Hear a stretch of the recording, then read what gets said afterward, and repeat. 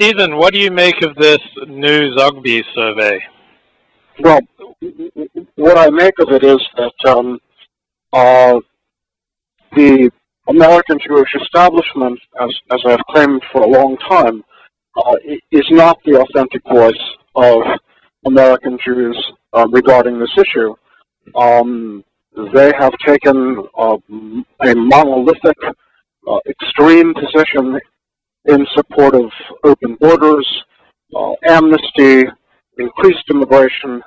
They have sought to disempower law enforcement from doing its job, and what this poll by Zogby International shows us is that that is not at all where American Jews stand. In fact, quite the contrary. So this is exciting news, and what's personally satisfying about it is that I've been speaking to a tremendous number of Jewish audiences around the country, and my empirical sense from those many meetings where the overwhelming majority has been on my side has really been vindicated by the findings.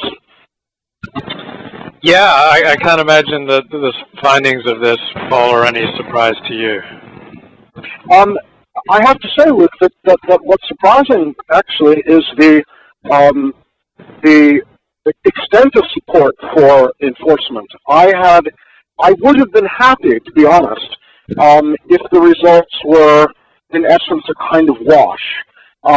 If the results had simply been a wash, about 50-50, I would say to myself, well, that's pretty darn good, considering what the Jewish establishment claims Jews think, and what many congregational rabbis say. And a 50-50 wash would seem to me to suggest very strongly that they have no mandate for the sort of full court press that they've been waging. But in fact, the findings go well beyond that.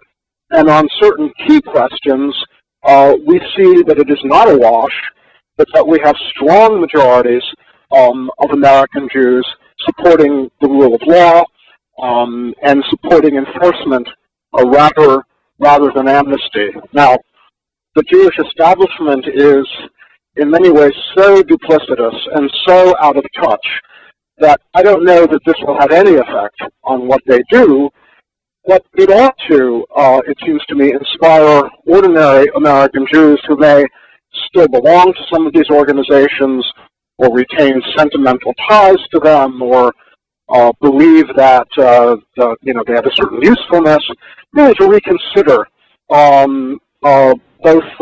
to reconsider the role of these organizations, their veracity, and the degree to which they are really furthering Jewish interests rather than, in fact, impeding them. So I'm hoping that these kinds of findings over time will really serve to delegitimate the so-called establishment. I heard a caller to Dennis Prager's radio show last week say that at his conservative synagogue, the rabbi gave a very pro-immigration speech, and when this person questioned the rabbi called him a nativist. What is a nativist, and are you one? What is a nativist? First of all, I think what the rabbi did is unconscionable, and that is that rather, and this, by the way, is very typical of the open borders camp.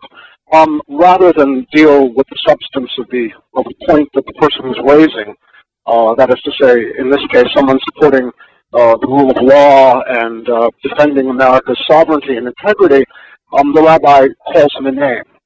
This, by the way, is the way in which the open borders camp operates.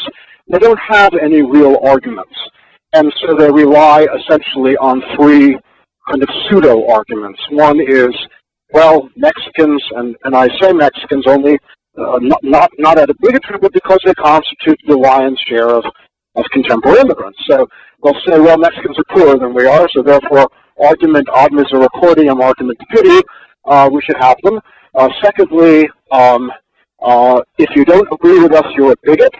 And thirdly, God is with us because they misinterpret what's said in Leviticus.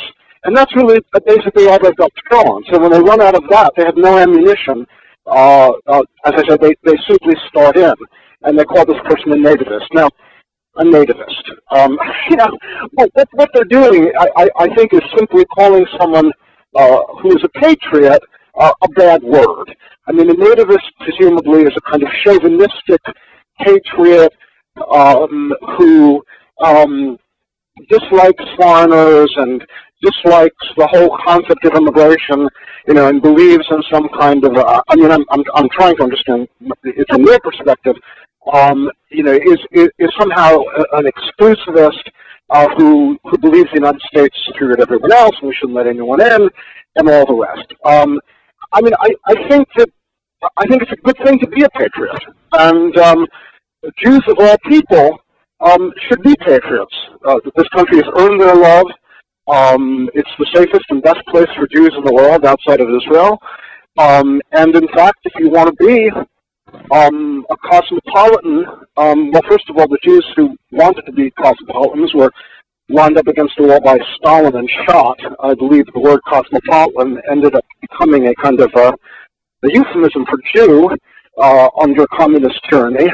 And nowadays, the internationalists, the kind of people who love the Palestinians and hate Jews and make excuses for jihadism and all the rest.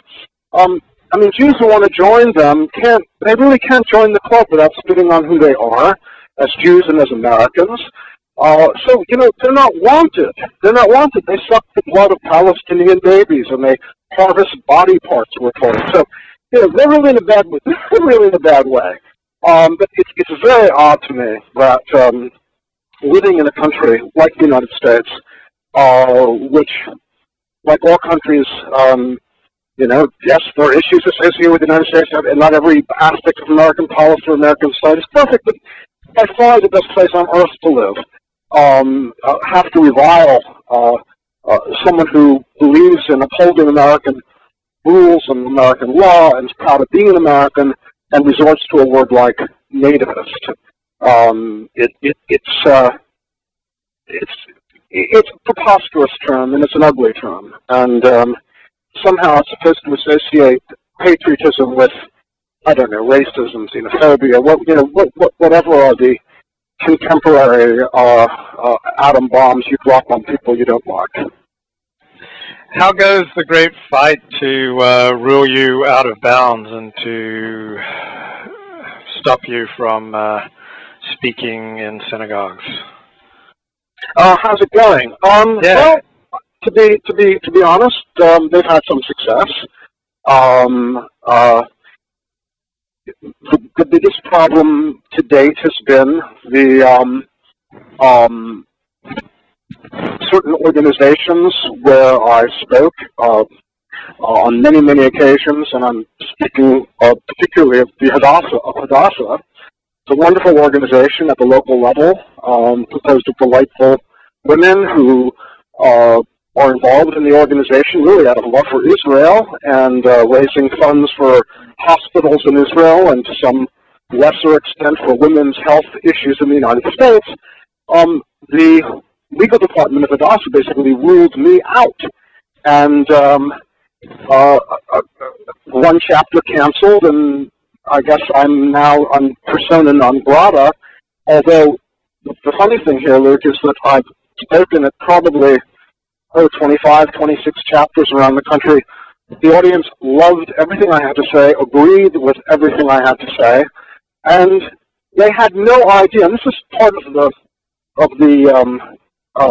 world of duplicity that the American Jewish establishment is, that if you would ask a Hadassah member if they have a policy on immigration, they don't even know. I mean, I would have to tell them because Hadassah has, because they don't know that the organization takes these positions. That's not why they're in the organization.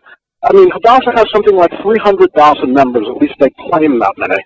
Now, my guess is that not 3% of them know that the organization has a position on immigration at all, and if they knew what that position is, they'd be horrified by it.